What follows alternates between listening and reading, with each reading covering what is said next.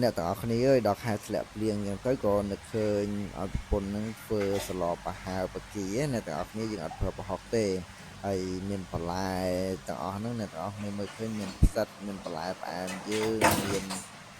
បន្លែដូចជាលឹកបាសលឹកងប់ហើយអានេះមានគេហៅកពឹសណាបកាអានឹងបកាទូចទូចហ្នឹងមានខ្ទឹមមានស្លឹកគ្រៃមានទេសចឹងទៅហើយឥឡូវយើងធ្វើការហាន់អានោងយើងដាក់អានោងដើម្បីឲ្យមានរសជាតិផ្អែមហើយយើងដាក់មានតឡាចណាមានផ្សិតមានល្ពៅដើម្បីដាក់ឲ្យវាបង្កើនរសជាតិហើយ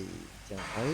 ពេលយើងហូបក្តៅៗទៅវាបន្ថយផ្ដាសាយចឹងណាអ្នកទាំងអស់គ្នាព្រោះអីម្ហូបនឹងកាលណាយើងធ្វើហូបក្តៅៗគឺវាឆ្ងាញ់បន្ថែមទៀតជាពិសេសនៅពេលដែលយើងផ្ដាសាយអីវាជួយសម្រួលដូចខ្ញុំកំពុងផ្ដាសាយចឹងណា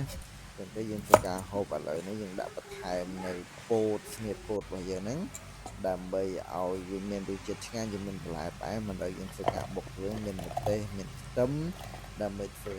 ការដាក់ស្រៀនសម្រាប់ស្លហ្នឹងណាយើងធ្វើការដាក់អំបិលបន្តិចទៅដើម្បីឲ្យបុកឆាប់ម៉ត់ហើយបន្តមកទៀតយើងធ្វើការបន្ថែមនៅបកាទូយើងហ្នឹងដើម្បីឲ្យមានរសជាតិឆ្ងាញ់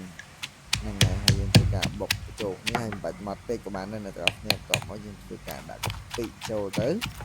ហើយយើងធ្វើការឆុំឲ្យវាចូលសាច់គ្នាបន្ទាប់មកពេលដែលយើងចូលសាច់គ្នាហើយយើងដួសដាក់ចានម្ដុំទៅបន្ទាប់មកយើងធ្វើការដាក់ដាំទឹកអ្នកទាំងអស់គ្នារហូតដល់ទឹកហ្នឹងវាពុះពេលដែលទឹកពុះទៅយើងដាក់គ្រឿងដែលយើងបានបុកមិញហ្នឹងចូលទៅដើម្បីឲ្យ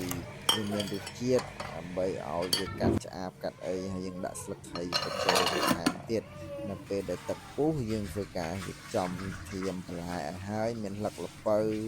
មានផ្សិតមានលឹកបាសមានផ្សិតមានគ្រឿងទេសផ្សេងហ្នឹងដែលយើងរៀបចំហើយបន្ទាប់មកយើងធ្វើការដាក់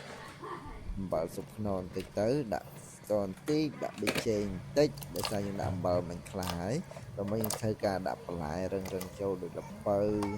ដូចតឡាចណាយើងដាក់បញ្ចូលទៅហើយនឹងយើងដាក់ស្នៀតពោតទៅឲ្យវាទន់បន្តិចទៅហ្នឹងហើយយើងកូរវាឲ្យវាទន់បន្តិចទៅចាំយើងពេលដែលពុះយើងធ្វើការបន្ថែមបន្លែរបស់យើងចូលណាបន្លែរបស់យើងមានអានោងមានស្លឹកល្ពៅមានត្រួយល្ពៅមានផ្កាហ្នឹងណាហើយយើងដាក់ស្លឹកតិចទៀតយើងធ្វើការដាក់ស្លឹកបាសចូលហើយយើងកូរបន្តិចទៅដើម្បីឲ្យ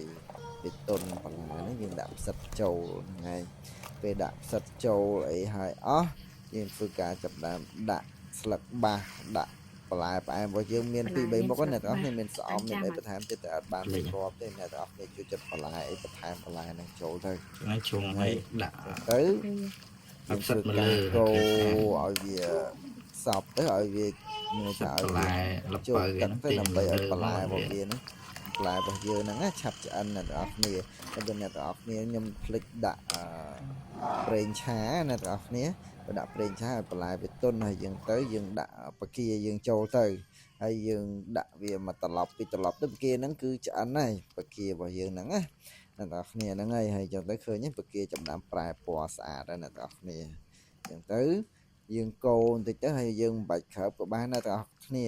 ប៉ុន្តែចង់បញ្ជាក់បន្តិចថាបើយើងដាក់ប្រេងឆាចូលបន្លែយើងវាទន់ល្អតែខ្ញុំអត់បានដាក់ប្រេងឆាភ្លេចចឹងទៅយើងដាក់ហើយឥឡូវយើងធ្វើការដួសដាក់ចានព្រោះប្រពន្ធខ្ញុំគាត់ដួសធៀមជូនម្ដាយរបស់គាត់ចឹងត្រូវជាម៉ែថ្មីអញ្ចឹងណាហ្នឹងហើយដួសដាក់ចានឲ្យរៀបរយស្អាតចឹងទៅហ្នឹងហើយមើលតើវាមានសោភ័ណភាពឲ្យមានរសគេហៅថារសជាតិជីវិតរបស់យើងណាកាលណាយើងរៀបចំបានស្អាតយើងមើលទៅក៏យើងស្រឡាញ់ក៏យើងហូបឆ្ងាញ់ទៅតាមជាក់ស្ដែងដែរអ្នកទាំងអស់គ្នាពួកអីម្ហូបរបស់យើងកាលណាយើងមើលនៅតាមស្ថានភាពកាលណាតុបតែងកាន់តែស្អាតកាន់តែថ្លៃអ្នកទាំងអស់គ្នាគេមានចុងភៅគេមានអីធ្វើទៅកាលណាយើងរៀបចំបានស្អាតកាន់តែថ្លៃអញ្ចឹងណាហ្នឹងហើយពាក់ព័ន្ធជាមួយអនាម័យបន្ថែមចឹងទៅហើយស្លរបស់យើងក៏ដូចគ្នាយើងធ្វើការរៀបចំយើងធ្វើការតុបតែងឲ្យស្អាតយើងដួសដាក់ចានហើយក៏ដាក់នៅលើតុយើងជូនគាត់ព្រោះអីវាជាបុណ្យកុសលរបស់យើងសំតិចតិចទៅអ្នកទាំងគ្នាដើម្បីនៅក្នុងអនាគតជាតិយើងអត់ដឹងថាយើងការជាអីប៉ុន្តែយើងសំបុណ្យសំកុសលទៅព្រោះអី ប្រដាប់ថនយើងនៅផ្ទះអញ្ចឹងណាហ្នឹងហើយធម្មតាយើងធ្វើបុណ្យដើម្បីសំបុណ្យសំកសោធ្វើបុណ្យនៅវត្តមិនថាធ្វើបុណ្យនៅផ្ទះយើងនេះជាភៈរបស់យើងអញ្ចឹងយើងធ្វើការថាសាទាំងអស់គ្នាទៅអញ្ចឹងទៅគាត់ក៏រៀបចំជូនហើយមានម្លែកខែលេងសើចអីខ្លះចឹងទៅអ្នកទាំងអស់គ្នាហ្នឹងហើយវីដេអូនេះមានតែប៉ុណ្្នឹងទេអរគុណហើយបើសិនជាបងប្អូនចូលចិត្តវីដេអូកុំភ្លេចជួយចុច like subscribe នៅ channel របស់ពួកខ្ញុំម្នាក់មួយផង